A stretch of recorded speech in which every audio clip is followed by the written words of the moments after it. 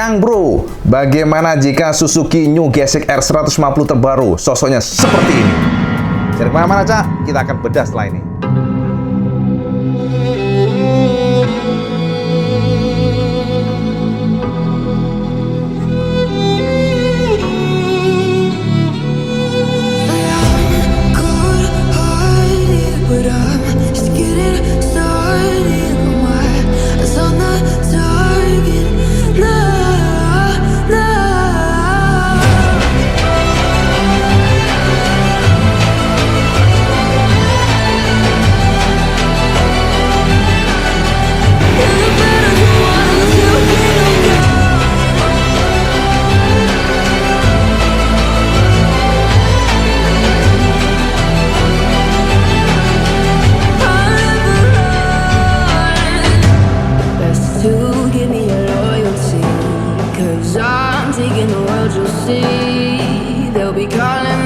Assalamualaikum warahmatullahi wabarakatuh. Kang Bro, ketemu mana dengan IWB Kang Mas. Alhamdulillah ya, kita selalu diberikan kesehatan.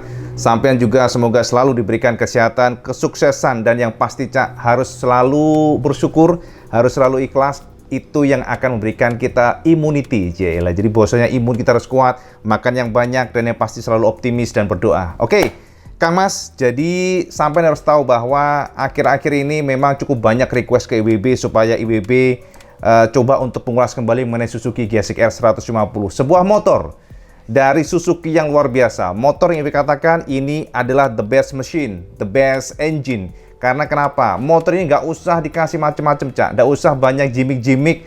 Yang jelas ini ada 150 cc dengan power yang cukup gede, overbore, dan menyenangkan. Kenapa menyenangkan? Karena kalau sampean betot di motor ya halus banget. Walaupun high speed pun halus banget. Karena kelebihan dia adalah overbore yang memberikan feel vibrasinya very smooth, sangat halus. GSX-R 150 ini bukan lagi kita katakan muda. Kalau secara umur memang sudah cukup tua, Cak. Sebenarnya sejarah tentang GSX-R 150 ini, kalau sampean tahu ya, IWB itu salah satu blogger yang terlibat pada saat pertama kali akan meluncur. IWB masih ingat ya, waktu itu mungkin sekitar sore hari ya, kalau nggak salah sore, pokoknya di tahun 2017, IWB dikontak oleh salah satu kenalan IWB yang ada korelasi dengan peluncuran produk GSX-R 150. Waktu itu IWB dikontak dan mereka mengatakan, Cak IWB, sampean sudah diundang oleh Suzuki belum? Undangan apa nih? IWB sih cukup penasaran nih, karena kita tahu bahwa Suzuki pada saat itu kan hanya punya punya Satria yang 150 cc-nya, dan ini juga waktu itu belum ada yang sport 90 cc dan dikuasai tentunya di segmen ini adalah oleh Honda dan Yamaha. Jadi Suzuki akan munculkan produk baru, Cak IWB, namanya Suzuki GSX-R 150. GSX-R 150 itu sebuah nama yang sebenarnya masih sangat asing. GSX-R series ini kan memang sudah terkenal lah di dunia di 600 hingga 1000 cc, tapi kalau untuk yang 150 cc kan belum ada, Cak, pada saat itu. Makanya IWB cukup penasaran seperti apa sosoknya, itu benar-benar ngeblank, belum tahu. Dan pada akhirnya, singkat cerita, IWB akhirnya datang ya pada saat peluncuran, dan ini motor memang secara looks harus kita akui looksnya tidak terlalu spesial banget pada saat itu, karena kita disodorin oleh motor-motor yang memang di tahun itu cukup keren lah, kita katakan cukup keren. Sementara Suzuki GSX-R 150 ini ya kita katakan oke lah, cuman nggak bikin kita tuh wow gitu, nggak. Itu kan kita jujur, Cak, kita kan jujur ya toh. Pada saat itu di tahun 2017. Namun yang impress bagi IWB adalah pada saat itu IWB ketemu dengan salah satu pejabat tinggi Suzuki yang saat ini memang sangat kenal. IWB sangat kenal banget lah istilahnya ya. Pada saat itu beliau mengatakan bahwa ingin melakukan pengetesan. Jadi mengajak teman-teman blogger untuk ngetes GSX-R 150. Dan itu ya IWB katakan sih nggak terlalu exciting, ya standar lah, tapi seneng banget karena ini kan new produk baru, dan IWB katakan menarik untuk kita tes gitu pada saat itu ya, Cak ya. Nah, singkat cerita Kang Mas, jadi cerita dulu nih ya, sejarah ya. Singkat cerita Kang Mas, kita akhirnya datang ke Sentul. Dan di sana IWB langsung disodorin salah satu motor, dan disitulah IWB cukup tercengang. Karena kan baru pertama namanya mesin itu kan hidupin, Cak. Pertama kan sebelumnya launchingnya itu di ruangan kan kita nggak hidupin, dan di Sentul itulah kita geber-geber. Itu yang membuat IWB gila, surprise banget. Karena kenapa? Untuk kelas 150 cc, engine 150 cc, itu motor digeber itu namanya RPM kayak nggak ada tercekiknya, Cak. Jadi mentok aja, ber gitu. Main lihat limiternya nih, nyaris tanpa ada limiter motor, dilihat nih ya. Gesek.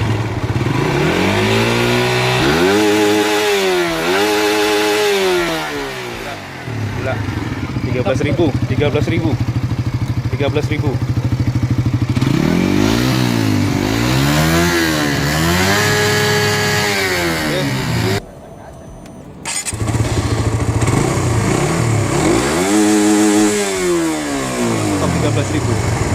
Ya. Luar biasa Mas Bro. Jadi seperti terasa tanpa ada limiter. Jadi gendeng tenan IWB, gila nih. Motor nggak ada limiternya tuh. Limiternya tuh bener-bener kayak mentok di RPM. Jadi 13.000 lah pokoknya ya. Sementara samain ketahu kan motor-motor lain paling dicekik oleh limiter di angka 11.500-an. Nah, ini artinya apa?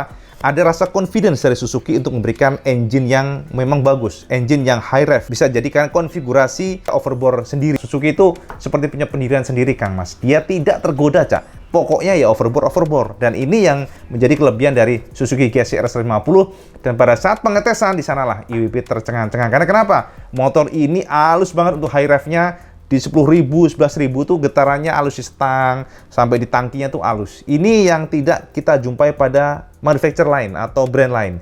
Mungkin karena tadi konfigurasi pilihannya memang overbore demikian.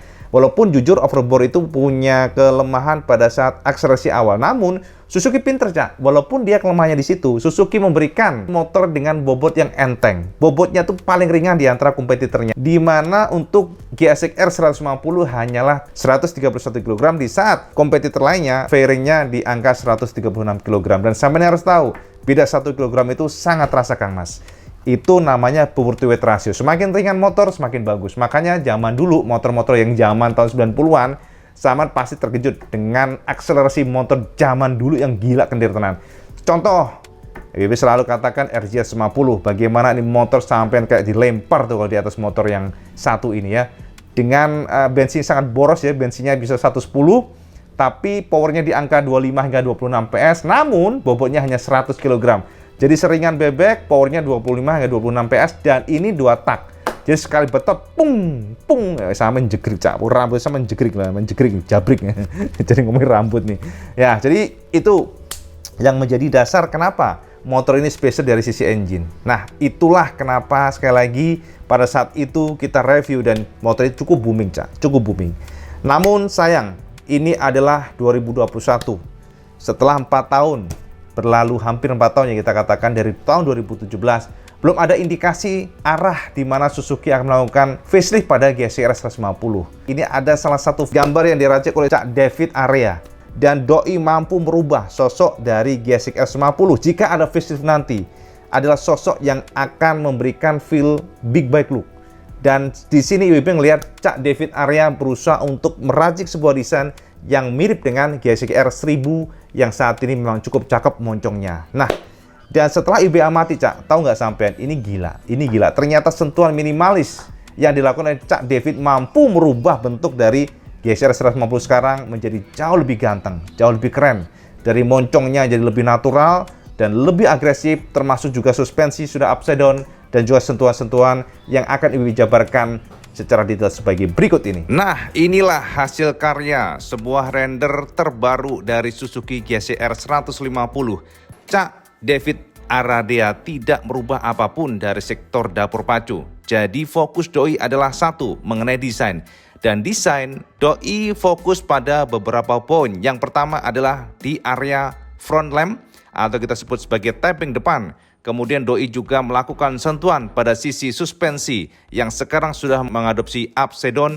Kemudian juga doi sedikit melakukan sentuhan di bagian samping, belakang, dan bahkan beberapa poin seperti knalpot. Tapi, Cak, alon-alon Kang Mas, kita akan mencoba membedah dari depan dulu. Untuk di area depan ini sesuai dengan filosofi Suzuki yang mengusung model single lamp. Maka Cak David tetap mempertahankan filosofi ini dengan mencangkokkan desain lampu yang kita katakan sebagai single lamp. Lampu ini terinspirasi dari Suzuki GSX-R 1000 yang cukup keren, Cak ya. Jadi memang kalau kita melihat untuk desain ini, Cak David tetap mempertahankan model single lamp, namun lampunya dibuat semungkil mungkin. Lampu single ini menggunakan model LED, terserah nanti pabrikan mau membuat seperti apa. Namun yang menjadi kekuatan dari desain dari Cak David ini adalah di bagian DRL-nya, Cak. DRL-nya dibuat sedemikian rupa, ditarik ke atas kemudian mengikuti daripada bentuk lubang kiri kanan. Jadi kalau mode seperti ini IWB jadi teringat Suzuki Satria zaman dulu, Cak. Dimana untuk desain lampunya depannya cukup keren dan apik. Jadi terkesan meruncing, tidak seperti zaman sekarang yang memang mungkin rada ya kita katakan sih nggak semua orang menyukainya. Cak David melakukan sentuhan yang lebih keren dan lebih enak dipandang mata. Yang pertama adalah di bagian moncongnya, Cak. Untuk bagian moncong, Cak David melakukan perombakan di mana untuk generasi yang render ini yang terbaru yang disebut sebagai facelift 2022 ini maka tidak terlalu menjorok ke depan. Namun Cak David sedikit menarik bentuknya jadi sedikit lebih lancip, diberikan lubang kiri kanan. Lubang ini terkesan seperti rem R walaupun mungkin bukan karena ikan 150 cc, Cak. Tentunya beda. Lalu di bagian tepinya, bagian tepiannya diberikan DRL yang ini nanti akan menyala jika dinyalakan. Jadi memang keren banget. Lalu di bagian atasnya juga ditarik sebuah stripping ya. Jadi stripping ini sebagai penegas DRL yang sudah keren buat IWB. Nah, ini di bagian headlampnya sudah waduh, ini ganteng tenan, Cak. Ini wis keren banget. Lalu di bagian fairing-fairingnya juga sama, bagian visornya khususnya. Untuk visor tidak terlalu ditarik ke belakang, namun lebih menjulang ke atas.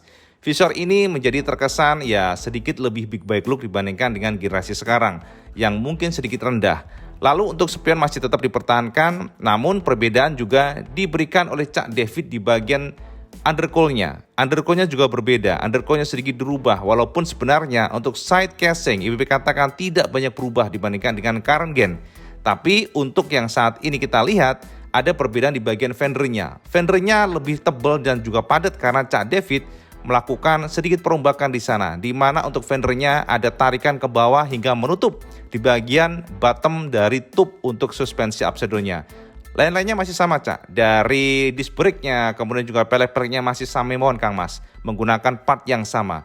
Kemudian kita pandangan alihkan di bagian sebelah kiri, Kang Mas. Sebelah kiri artinya apa?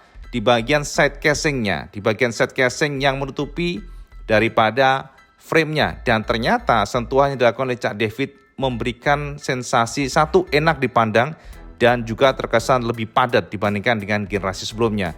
Jadi terkesan seperti ya delta box begitu, Cak. Dan kalau kita perhatikan di bagian tangkinya pun juga berbeda, Cak. Tangki dirubah lagi. Tangki direvisi di mana tangkinya sedikit ditarik ke belakang dan juga sedikit menjulang dibandingkan dengan generasi sebelumnya. Dari sini saja sudah memberikan feel perbedaan yang cukup signifikan dibandingkan dengan sekarang dan enak dipandang mata.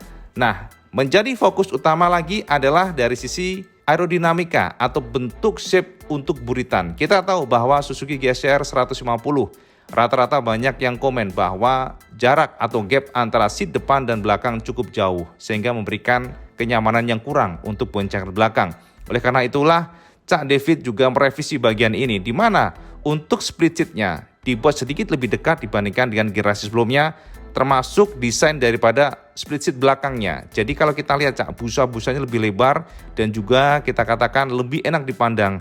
Termasuk juga hadirnya casing yang sekilas seperti mirip ada coakan, ya ada mungkin ada semacam coakan-coakan yang kita lihat, kita nggak tahu apakah ini bolong atau enggak, tapi coakan ini atau lengkungan ini memberikan feel padat dan seperti big bike look.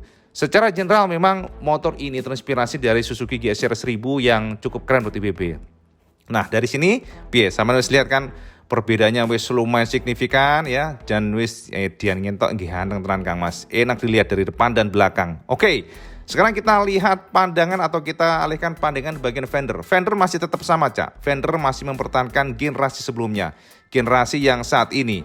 Dan mungkin perbedaan yang cukup mencolok adalah di bagian lampu sennya, Cak. Lampu sennya sudah tidak sama dengan generasi sekarang, di mana lampu sen untuk render gambar dari Cak David ini sudah menggunakan model kecil. Artinya apa? Seharusnya memang dari lampu sennya sudah menurut model LED karena dia tipis dan pipih seperti milik daripada Honda CBR 150R. Kemudian kita pandangan alihkan di bagian swing armnya. Ternyata bagian swing armnya juga sedikit dirubah, Cak. Untuk swing armnya sudah lebih tebal, lebih padat dan lebih besar. Kemudian di bagian knalpotnya juga sama, Cak. Knalpotnya juga berubah. Sama saya perhatikan dari shape knalpotnya, kita lihat shape knalpotnya walaupun sedikit lebih besar dibandingkan dengan generasi sekarang, tapi ternyata ukurannya lebih pendek. Bisa sampai perhatikan dari jarak antara foto ban dan juga knalpot end cap mufflernya. Di ujungnya ada ring, dan ringnya ini terlihat lebih natural, lebih enak dilihat, berwarna silver. Sambil bisa perhatikan di gambar ini bagaimana komparasinya. Untuk footstep dan sebagainya masih sami mawon Kang Mas, termasuk daripada pelek-peleknya sekali lagi tidak ada yang berubah. Yes, jadi inilah sosok garapan dari anak bangsa, garapan dari teman-teman kita, ahli olah digital Photoshop yang ternyata memang lebih mampu atau lebih bisa memberikan gambaran bagaimana meracik sebuah motor yang enak dilihat. Dari depan, samping maupun belakang enak dilihat. Sambil saya lihat bagaimana perbedaan yang signifikan jika kita perhatikan atau kita komparasi antara yang versi sekarang yang asli dibandingkan dengan yang versi racikan dari Cak David Rea. Kemudian Cak David juga menunjukkan ada 3 opsi motor yang diracik oleh doi ya. Yang pertama adalah warna yang sekarang saya melihat adalah black matte kayak hitam doff ya. Lalu yang kedua adalah warna sebenarnya bisa kita katakan bukan warna merah sih, ini adalah dual tone color antara warna hitam dan juga merah. Dimana untuk tulisan Suzuki-nya diracik warna merah dan gesek R-nya tetap ya sama. Kemudian untuk pelek-peleknya diracik warna merah, termasuk stripping ada kombinasi warna merah dan juga silver. Ini adalah sebuah sodoran yang mencengangkan di WB, keren banget. Dan yang terakhir adalah warna yang pasti sama dengan suka karena warna ini cukup outstanding dan berani. Warnanya adalah hitam ya sebagai basic colornya. Kemudian di bagian depannya ada semacam coretan stripping warna biru. Birunya terang banget dan juga warna abu-abu.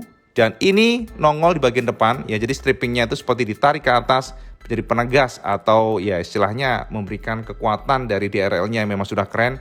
Dan juga di bagian samping-sampingnya sini ya, sampingnya untuk tulisan stiker Suzuki-nya berwarna biru, termasuk juga 150-nya yang di bagian belakang buritan berwarna biru dan juga peleknya berwarna biru. Ini adalah hasil karya luar biasa dan sampai saya perhatikan di gambar ini bagaimana perbedaan yang bisa kita lihat dari racikan anak bangsa. Nah Kang Mas, menurut sampean semuanya ganteng tenan kan? Minimalis, perombakan yang minimalis, sentuhan yang minimalis ternyata mampu membuat sosok dari GSX R150 menjadi semakin keren dan berubah total. Ibu katakan looks-nya berubah total. Dari depannya lebih enak dilihat, tidak terlalu menjorok ke depan. Termasuk juga dari sisi fendernya yang ternyata hanya minimalis pun membuat sosoknya jadi semakin keren. Termasuk suspensi upside down, ini sebenarnya sudah wajib karena generasi sekarang 150cc sudah menggunakan suspensi upside down, baik Yamaha ataupun Honda. Jadi WB pikir realistis kalau kita berharap Suzuki akan meracik suspensi upside down untuk generasi kedepannya. Dan juga sampai tahu tadi perombakan di bagian knalpot, termasuk juga bagian seatnya yang ternyata memberikan feel sangat berbeda ketika sudah menjadi sebuah kesatuan desain. Dan satu kata buat racikan Cak David, semoga saja desain sekeren ini akan dipakai oleh Jepang nantinya, semoga saja. Tapi kalau saya bertanya itu memang jujur Cak, hingga detik ini belum ada kisi-kisi yang jelas tentang bagaimana nasib daripada GSX R150 nanti. Bagaimana facelift-nya, apakah akan ada gebrakan dari Suzuki, IWB jujur belum mengendus sama sekali. Dan kalau kita membahas mengenai ini sebenarnya cukup sedih Cak. Kita akan bahas pada next time saja, next video supaya nggak terlalu panjang, bagaimana prospek Suzuki di masa depan, bagaimana gebrakan mereka, karena IWB juga ingin memberikan update terbaru mengenai Suzuki Gixxer 250 yang sempat pending beberapa saat kemarin. Sampai tahu kan, IWB sudah share ke sampean semuanya bahwa Gixxer ternyata di pending peluncuran gara-gara ada problem dengan India, ada lockdown dengan India. Dan kita akan bedah kapan sebenarnya produk ini akan rilis, ataukah akan benar-benar launching nanti, atau malah benar-benar akan di-cancel oleh Suzuki. Kita akan bedah berdasarkan dari terawangan serta telik sandi IWB yang sudah ada di segenap penjuru ujung Sabang sampai Merauke. Lebay banget Cak. Oke Kang Mas, jadi ngomongnya Kang Mas ya, sudah cukup panjang, matur nuwun sekali sampai sudah menonton video ini. Dan kalau sampai suka video ini jangan lupa sampai like, share, dan subscribe. Dan jangan lupa juga sampai sholat 5 waktu, karena itu yang paling penting. Assalamualaikum warahmatullahi wabarakatuh. Salam Just Gandos.